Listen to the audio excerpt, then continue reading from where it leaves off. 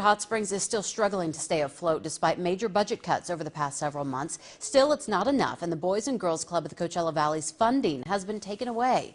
KMIR's Matt Vanderveer joins us in Desert Hot Springs with that story tonight. Well, Desert Hot Springs subsidizes the Boys and Girls Club of the Coachella Valley with roughly $250,000 a year. It's the latest victim in a series of budget cuts ever since the city declared itself a fiscal emergency. The Desert Hot Springs City Council unanimously voted to end their contract with the Boys and Girls Club of the Coachella Valley.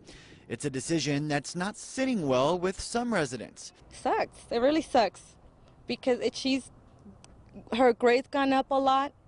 You know, she was very low in her reading, and her teacher's like very proud of her now because, you know, she's one of the top kids in school. And it's a great place for the kids to come after school. Interim city manager Bob Adams says given the city's fiscal situation, they simply can't afford the $250,000 a year given to the nonprofit. What would be the city's ideal contract? Ideal contract?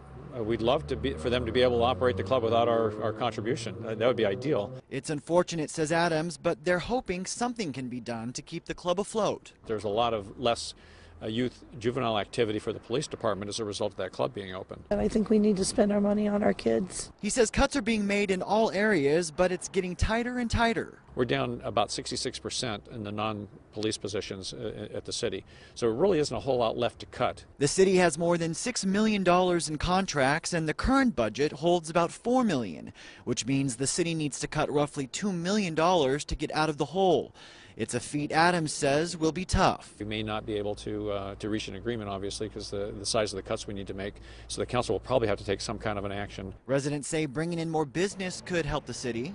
They need to bring more industry into town for bigger tax base. While others say cutting salaries from the people in charge is better than cutting from a program that ultimately helps the future of the city. The council member salaries, they should take that from them, you know, like cut it from there.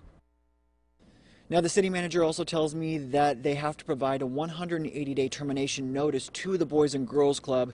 They're hoping within that time frame that they're able to come to some type of new agreement. Reporting in Desert Hot Springs, Matt Vanderveer, back to you.